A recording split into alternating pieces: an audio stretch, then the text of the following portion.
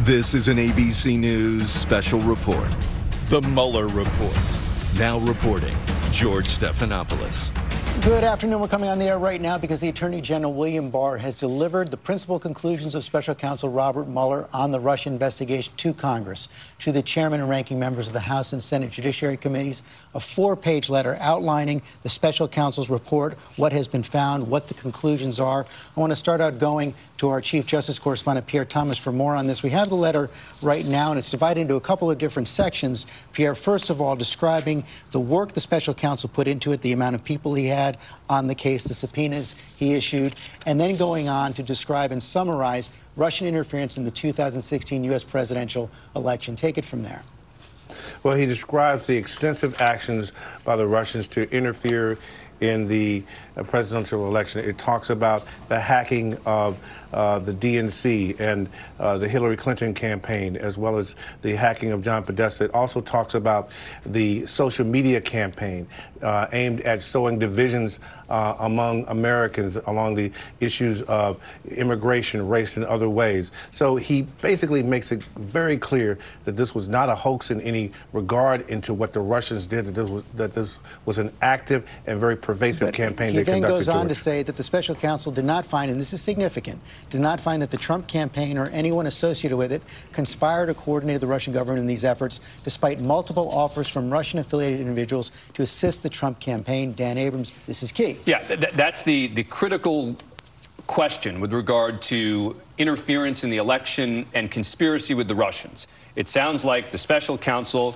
did not find that the Trump campaign, as you just said, conspired with, coordinated with the Russian government efforts, despite those offers from the Russians to assist. So it's basically question 1 is Russian interference. Question 2 is obstruction of justice. More complicated conclusion there on obstruction of justice. And what he's saying here is that the Special Counsel did not reach a traditional judgment on whether or not the president committed obstruction of justice. In essence, what they're saying is that the Special Counsel punted because there is this Office of Legal Counsel opinion that the president can't be indicted. So the Special Counsel did not even engage in the sort of analysis that it ordinarily would do. Now, they do summarize, though, the fact that the Special Counsel considered it. The Special Counsel did not draw a conclusion one way or the other. Instead, for each of the relevant actions investigated, the report sets out evidence on both sides of the question, leaves unresolved what the Special Counsel's view as to, quote, difficult issues of law and fact are. The Special Counsel stated that while this report does not conclude the president committed a crime, it also does not exonerate him. But then importantly, it goes on later in the next paragraph to say that the Deputy Attorney General, Rod Rosenstein, and I, meaning Attorney General Barr, have concluded that the evidence developed during the Special Counsel's investigation is not sufficient to establish that the president committed an obstruction of justice offense. Our determination was made without regard to and is not based on the constitutional considerations that surround the indictment and criminal prosecution of a sitting president. So we don't want to say that the two are at odds, but it seems that the Special Counsel's position was, it's not our position to decide this, but we'll tell you we're not implicating, we're not exonerating. Then Rod Rosenstein and Attorney General Barr together have determined that there is not enough evidence for the crime of obstruction of justice. They're going much further. They're saying we have chosen not to prosecute this or go forward on this, not because of the Office of Legal Counsel guidance that a president can't be indicted, but based on the evidence they have. And that's a win for the president. I mean, there's no question, particularly when you have Rosenstein in there, right? And because we've all been... He appointed the Special Counsel. Exactly, exactly. We've been talking so much about Rod Rosenstein. This is someone who's become, has been criticized at length by many on the right, who is now saying, along with Attorney General Barr, we do not think there is enough evidence here to move forward with obstruction of justice. Let me go to our Chief White House correspondent, John Carl, there. So on the two big questions right there, Special Counsel Robert Mueller has concluded no conspiracy, no members of the Trump team conspired with the Russians despite offers, and the Attorney General has decided, along with the Deputy Attorney General, not enough evidence for obstruction of justice. George, this will be taken at the White House and by the president's allies as a complete vindication of the president. As the president has said over and over and over again, there was no collusion, and he has said no obstruction.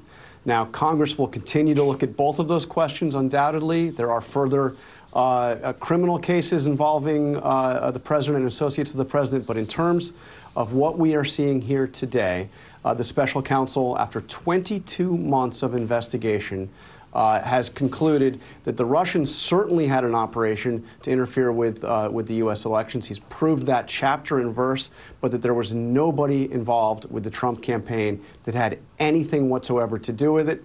And as you said, although the special counsel did not make a determination either exonerating or finding the president guilty of obstruction, as far as Rod Rosenstein, a top vilified critic, vilified by many of the president's closest allies, he and the attorney general have concluded that even if you were to look at a sitting president as somebody who could be indicted, there simply is not the evidence to charge him with obstruction of justice. So again, bottom line, make it very clear, something the president has called a witch hunt for the better part of these past 22 months, has ultimately, in the view of this White House and the president's supporters, will now be seen as a vindication of the president. Different view, Mary Bruce on Capitol Hill, our senior congressional correspondent, Mary Bruce. We're already getting some reaction from the chairman of the House Judiciary Committee, Gerald Nadler.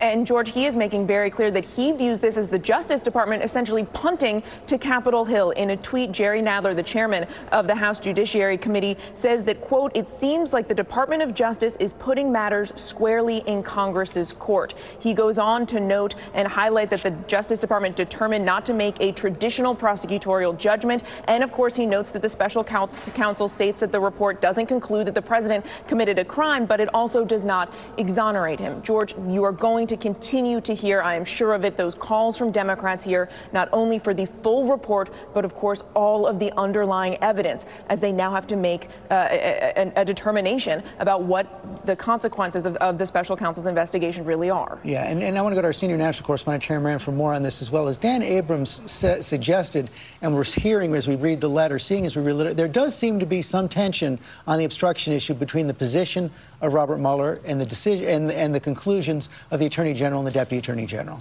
Well, the way I'm reading this, and we're reading it in real time, is that essentially Mueller decided, it seems to me, that as the special counsel, he didn't have the position. He's not accountable enough to the president, to the people of the country, to make the mammoth decision about whether the president could be indicted. He punted to the Attorney General. He let the Attorney General make this decision. And then the Attorney General, with the previous acting Attorney General in this regard, Rod Rosenstein, said that even if you could indict a president, this case doesn't rise to obstruction. And here is why. In Washington, there's often the statement, it's not the crime, it's the cover-up.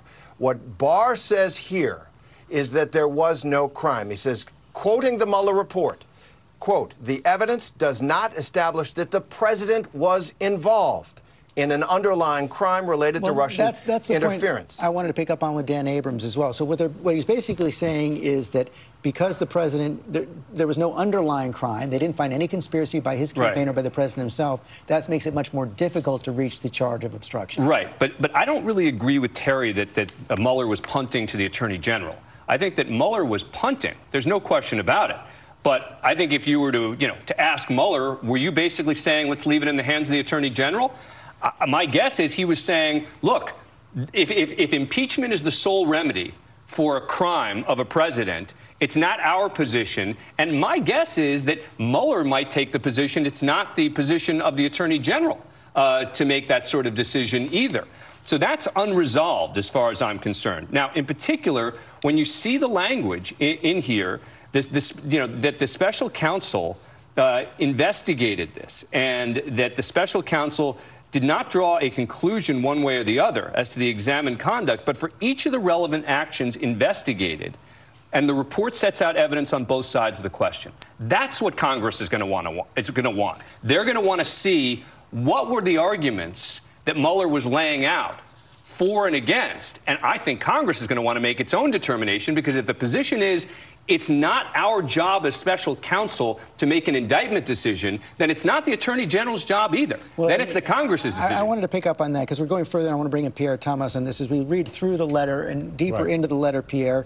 This is from the Attorney General. In cataloging the president's actions, many of which took place in public view, so they're emphasizing that. The report identifies no actions that, in our judgment, constitute obstructive conducts, had a nexus to a pending or contemplated proceedings, and were done with corrupt intent, each of which would have been necessary in our judgment. That's right. That's the Deputy Attorney General and William Barr, the Attorney General, concluding that, look, based on the evidence that they saw, they could not conclude that the President of the United States obstructed justice. But, George, it goes back to the underlying issue that because they never could prove that anyone related to Trump or in the Trump campaign conspired with the Russians at all, that was the guiding point of their analysis on the obstruction of justice issue as well. And one of the things that's remarkable, as someone who's covered this for now 22 months, is that in each indictment, we never had a case where Mueller brought before court and accused any American, anyone associated with Trump, with directly conspiring with the Russians. And I was speaking with some sources about that, and one of the things that some sources said is that, look, we never could find that the Russians ever actually put anything in the hands of Trump campaign officials. Even on the WikiLeaks issue, in terms of the whole question about people associated with the Trump campaign trying to get information with WikiLeaks, they never established that anything was actually placed in the hands of Trump campaign officials, George. And I think that was a key issue, that at the end of the day, what Mueller did in public court was a precursor to what we see in this summary of conclusions today, George. Mary Bruce, we're now hearing from the chairman of the Senate Judiciary Committee, the president's close friend, Lindsey Graham.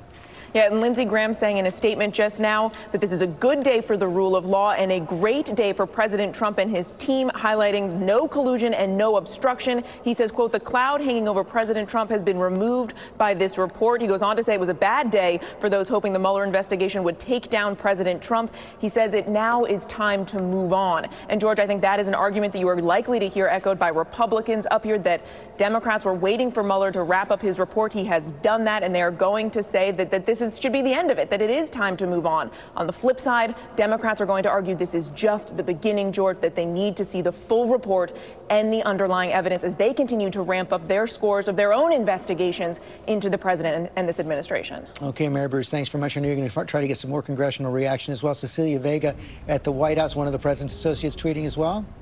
Dan Scavino, his social media director, George, and I think it's probably what we'll be hearing from the president's allies over the course of the day and weeks to come. He says, quote, fact, as we've been saying for the past 2 years. And then he goes on to quote, the special counsel's investigation did not find that the Trump campaign or anyone associated with it conspired or coordinated with Russia in its efforts to influence the 2016 U.S. presidential election. That is going to be the key line from this report, that the Republicans and the president, that his allies are certainly going to be championing for a long time to come. The president, as you know, is in Mar-a-Lago, Florida.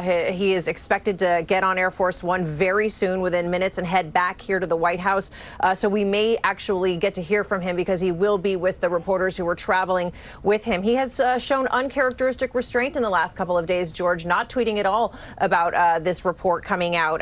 And he's been described to us as by people who've been in touch with him over the last few days as being in a great mood. I can only imagine that this report is going to put him in an even better one. Okay, Cecilia, Chris Christie, another ally of the president, former governor of New Jersey. Your reaction? Well, listen, I think the money line in the report is that the special counsel didn't find the Trump campaign or anyone associated with it conspired or coordinated with Russia. Not Bill Barr, not Rod Rosenstein, but Bob Mueller, who, I've been saying from the beginning, and lots of other people who've been involved in federal prosecution in this country have been saying from the very beginning, is the gold standard in this regard, a guy who should be taken seriously. He has found, not that he's found that there was no collusion, no conspiring between the Trump campaign and the Russians. That's a huge development for the president, because that's what he's been saying all along. Many of us who were involved in the campaign have been saying we saw no evidence of that right from the beginning. And Bob Mueller's now had everything at his disposal, and the Attorney General has confirmed that he was never once stopped from doing anything he wanted to do, from pursuing any avenue he wanted to pursue. And having done that for 22 months, that's what he found. And on the obstruction issue, George, I just say one other thing, that I agree with what Terry's saying on this, that in the end, this is not Bob Mueller's call to make. Bill Barr is the Attorney General of the United States. He is making that prosecutorial judgment. It doesn't preclude Congress from doing whatever it wants to do. But I think it is much harder for Congress to continue to be ultra aggressive on obstruction of a non-crime. And so that, I think, is going to be very difficult for Congress. Well, it does. And I think they're going to have to move on. I want to follow up on that. It does appear that the Attorney General is basing his judgment on obstruction of justice in large part on the Special Counsel's conclusion that there was no underlying conspiracy or cooperation with the conspiracy. That's absolutely right. And by the way, you know, the other thing that no one has determined here, and the Attorney General has said did not exist, was a corrupt intent. That's required as well. And the fact that there is no underlying crime, and the Attorney General and the Deputy Attorney General, and I think that's really important as well. I think we now know why Rod Rosenstein stayed and didn't leave a couple of weeks ago as he was planning to do. I think Bill Barr wanted to make sure that he had Rod Rosenstein, who appointed Bob Mueller, there to help him make this judgment. And they made it together. And there's no way that Rod Rosenstein would allow his name to be put in this letter if Rod Rosenstein didn't support the conclusion that the Attorney General is making. So this letter is a complete home run for the President of the United States. And it should end any talk of Russia. There should be no further talk of Russia. Bob Mueller has said there is no evidence that concludes that there was conspiracy between the Trump campaign and the Russian government or Russian officials to interfere with the election. That should end the discussion of it. We should stop it right here. Mary Bruce, we're seeing the ranking Republican on the House Judiciary Committee pick up on what Chris Christie was just saying. Yeah, Doug Collins has just put out a statement saying that he hopes that Democrats and Chairman Nadler, the Democratic chairman of the committee, now has a chance to rethink his sprawling investigation. He says he hopes that Nadler recognizes that what may, quote, be political fodder for Democrats may not be good for our country. And I suspect, George, you are going to hear a lot of Republicans making this argument that the Democrats, should drop their investigations, which Republicans will argue are simply political and never ending, and that given that we now know some of Mueller's conclusions, that this should be the end of it. Democrats are going to, of course, fiercely disagree. You are likely to see them hone in on this one finding that we are learning today on the fact that Mueller says he is unwilling to fully exonerate the president. Democrats will, of course, want to know why that is. What else does Mueller know that they don't know already? Dan Abrams. Yeah, the question, we have to separate this out into political and legal, right? I don't think there's any question that this letter is a political win for the president.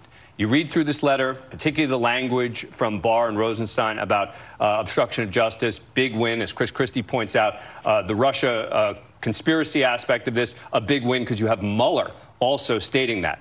But when it comes to this language from the Attorney General saying that the Attorney General and Rod Rosenstein don't think that there was obstruction of justice, what is the impact of that? Meaning, what if it had been the reverse? If they had said, we do think there is, and therefore what? I mean, it still would rest in the hands of Congress. What the special counsel was saying is, we are not engaging in a traditional prosecutorial judgment. Why? Not because of the evidence, not because of what we found, but because the president can't be indicted. If you accept that, then you have to say, looking at the language from Barr and Rosenstein, that this is really just their opinion. But that's why I want to get to, and I'll bring this to Terry Moran, too, because I'm going back to this idea of tension between Robert Mueller and the Attorney General there. Robert Mueller is saying the reason they didn't go further is because, in part, of this underlying judgment that the president can't be indicted for a crime while in office. Yet the Attorney General then and the Deputy Attorney General say they're reaching their conclusions irregardless of that finding. Right, and their conclusion are based on two veteran prosecutors who know that you have to prove something beyond a reasonable doubt, and if the president did not commit a crime, it's going to be difficult and operated within his constitutional authority in firing James Comey, for example, in public. It's going to be difficult to prove beyond a reasonable doubt that he had a corrupt intent to obstruct justice. The tension there, Chris Christie, I think, is right. In quoting me, which is that I don't think someone in Robert Mueller's position, his Eagle Scout sense of his job, staying within the four corners of it, I'm not the guy, I believe he thought, to make this call. I certainly am going to abide from my perspective on that the Justice Department guidelines that a sitting president can't be indicted. But ultimately, the Attorney General is the constitutional officer there, and that is his call as well. I just think it's going to be difficult going forward to say, A, that there was collusion, or B, that you could win an obstruction case. Mary Bruce, more reaction from Capitol Hill? Yeah, Chairman Nadler now saying that Special Counsel Mueller clearly and explicitly is not exonerating the president, and he says we must hear from the Attorney General about his decision-making and see all the underlying evidence so that the American people can know the full facts. George, Democrats here have made very clear that they are going to use every tool at their disposal to get at this full report and the underlying evidence. That means using their subpoena power if necessary. It means bringing up the Attorney General to testify, bringing up Robert Mueller to testify, and some have suggested possibly even suing and going to court if they need to get to the bottom of all of this evidence. And George, I think it's important as we have this discussion about the difference between the political and the legal to also remind everyone of the different mandates here between what the special counsel was looking at and what Congress is investigating. The special counsel was mostly looking at the issue of criminal intent, while Congress has a much, much broader mandate looking into corruption, abuse of power, obstruction of justice. They have this huge sweeping mandate, and that is why they are continuing all of their investigations here while also saying that they need the full Mueller report and they want all of that evidence so that they can know what really the special counsel discovered. Pierre Thomas. George, the thing I'm struck is that, look, this is a complete vindication on the issue of whether there was conspiracy with the Russians for the president and his campaign. But Mueller does make pretty clear, based on this summary, that he had some issues with actions that the president took. And reading from the summary from Barr, it says, quote, "For each of the relevant actions investigated, the report sets out evidence on both sides of the question and leaves unresolved what the special counsel views as difficult issues of law and fact." So there is going to be a pretty intense debate, and I'm sure the Democrats are going to try to push on what was the specific evidence that gave Mueller pause about the actions of the President of the United States. Yeah, they're going to push on that. But Chairman Wren, going back to Pierre's original point right there, one of the things we heard from the President, 200-something times over the last 22 months, no collusion, no collusion, no collusion. Robert Mueller is backing the President up on that. And this is, therefore, a moment in our history, right? Since the President was elected, there has been a shadow over this presidency. Some people have looked for it to end because of their belief that somehow his election was illegitimate because of the involvement of Russia. Robert Mueller, one of the most respected prosecutors in America, exhaustively investigated with the power of subpoena and access to signals intelligence, human intelligence, all kinds of things, and he did not find evidence that Trump or members of his campaign conspired or coordinated with Russia. That is huge. It is something, frankly, that Americans should be happy about, that the president was not assisted by Russia. I doubt that's going to happen. But this is a conclusive determination, as quoted. This is not Barr's spin. This is Barr quoting directly Robert Mueller. Let me bring in Congressman Eric Swalwell, a member of the House Judiciary Committee, for his reaction to that. You just heard Chairman Moran there, Congressman Swalwell. Special counsel found no evidence, did not conclude that there was any conspiracy to work with the Russians by the Trump team. Well, I think it's a little early to understand whether there was some evidence that could not be proved beyond a reasonable doubt of conspiracy or coordination. Certainly the standard is what you can prove beyond a reasonable doubt. And that was not met. And that, I would agree, is good for the country. Right. And that is Special Counsel Robert Mueller's conclusion, not the Attorney General's.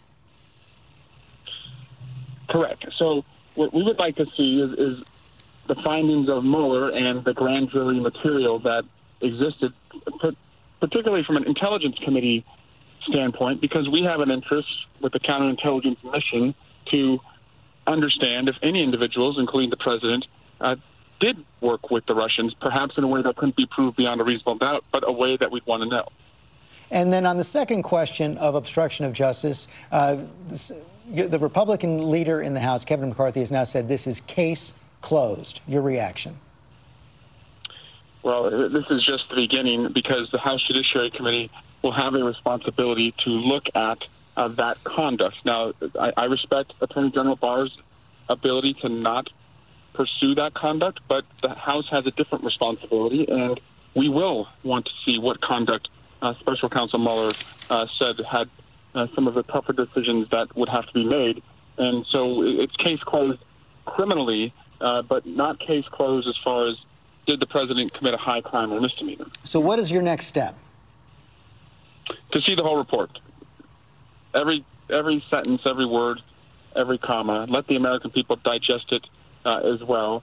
Thank Special Counsel Mueller for the years that he dedicated and the team who worked with him, but now the work moves to the Congress. And just finally, do you accept, again, on that question of the special counsel's conclusion that there was no one in the Trump team engaged in a conspiracy despite multiple offers from the Russians, doesn't that vindicate or at least support the president's contention all along that there was no collusion?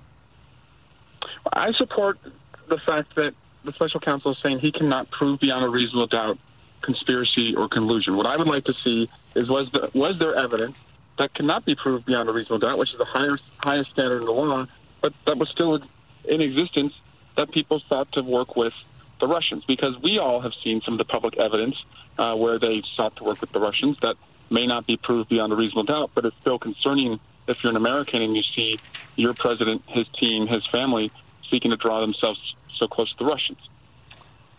Congressman Eric Swalwell, thanks very much. Let me go to John Carl. Yeah, George, we've been briefed over the past several weeks, really since the Democrats took over the House of Representatives, about various committees' plans to move forward with investigations on a range of issues. Many of those investigations have really not even begun to get started. Yeah. But on this question... John, hold on a second, because we have Jay Sekulow, one of the president's attorneys, on the phone right now, and I want to get him. Let me come back to you. Mr. Sekulow, thank you for joining us right now. Your reaction to the report. I'm sorry, I couldn't hear you there, George. Sorry. Jay, thank you for joining us. Just wanted to get your initial reaction to the letter from and the principal conclusions of Robert Mueller. Very pleased. I think both, as we've said from the outset of this whole entire inquiry, that there was no collusion and there was no obstruction. And both the Attorney General, the Deputy Attorney General, and the Special Counsel acknowledged there was no collusion, which, of course, was the basis upon which this entire inquiry started. No evidence of any collusion between the Trump campaign, the president, or anyone else in the Russian government or Russian agents.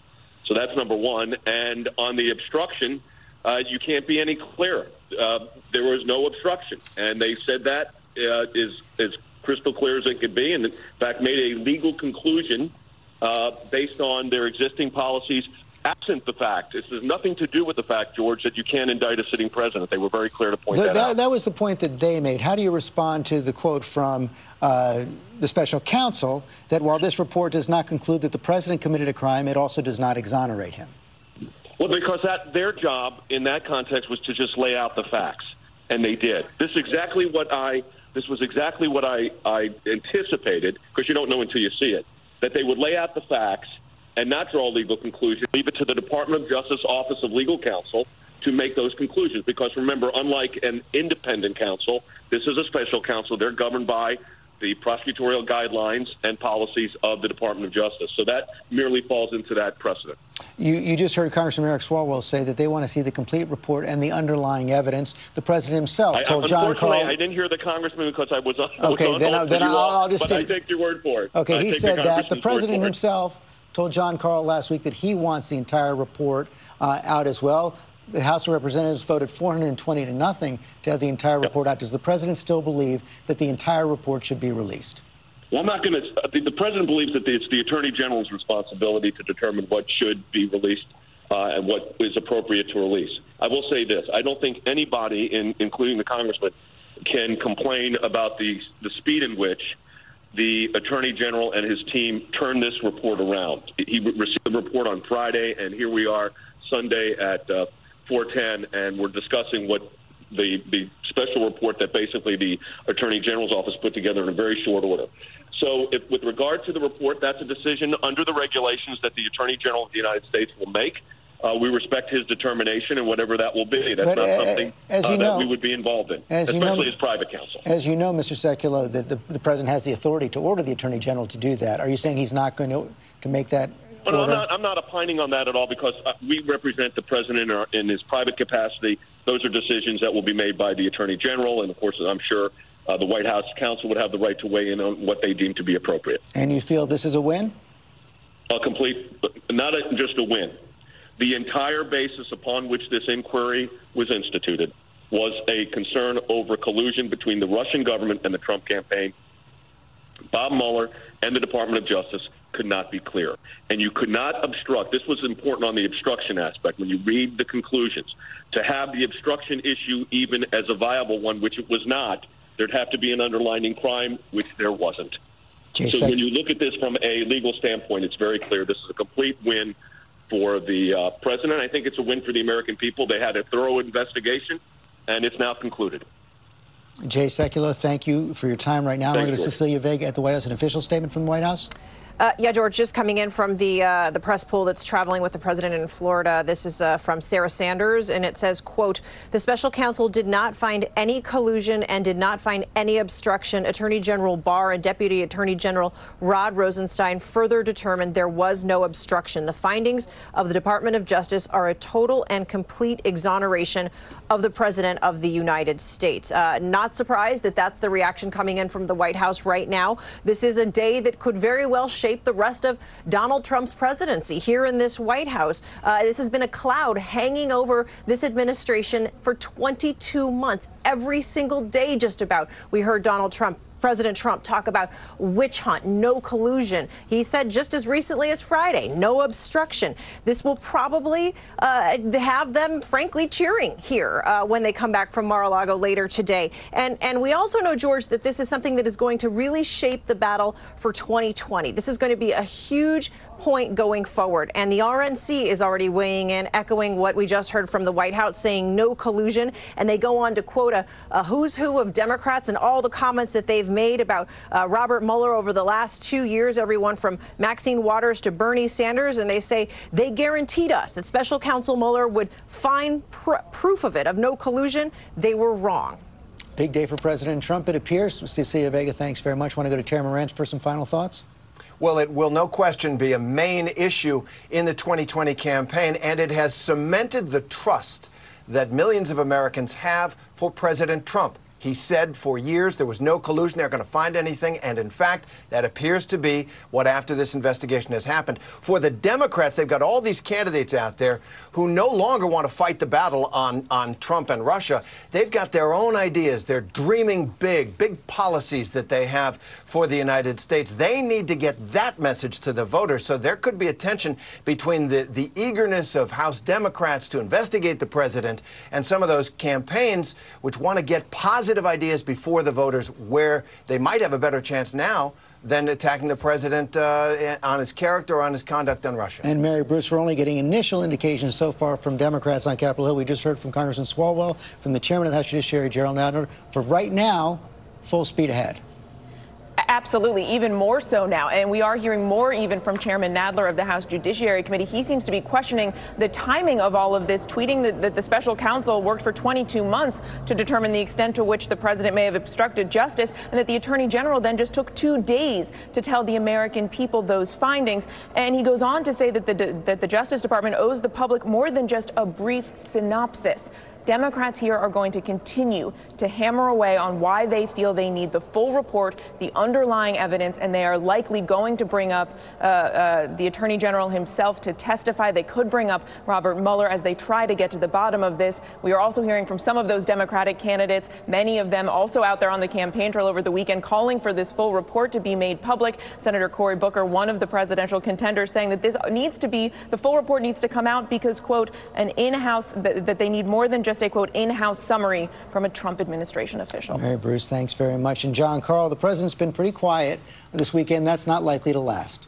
Not at all, George. The interesting thing will be listen for how his tone when speaking about Robert Mueller has changed. He has spent 22 months vilifying the special counsel, vilifying the investigation as a witch hunt by Robert Mueller and what he would sometimes call the 17 angry Democrats working with him. Now the White House is pointing to Robert Mueller and the special counsel as the paragons on this, as the ultimate word, and the ultimate word being, as far as the White House is concerned, one of vindication. Dan Abrams, is this the last word? Well, so if you view Robert Mueller as the final word, right, up to this point, everyone has said, well, let's wait for Mueller. Let's wait for Mueller. Here's where Congressman Swalwell understated what was found in the report. It says the investigation did not establish that members of the Trump campaign conspired or coordinated with the Russian government in its election interference activities. It doesn't say we couldn't prove it. It doesn't say we couldn't prove it beyond a reasonable doubt. It says that they did not establish. That's big in terms of Robert Mueller being the final word. And yet, on the other hand, Jay Sekulow is overstating a bit what Robert Mueller is saying about obstruction of justice, because there the final word is really just coming in an opinion of Attorney General Barr and Rod Rosenstein in their evaluation of the evidence. That is not what Robert Mueller concluded. Robert Mueller did not reach a conclusion on that. And so when you view Robert Mueller as the final word on all of this, the answer is no question on collusion, coordination with the Russians.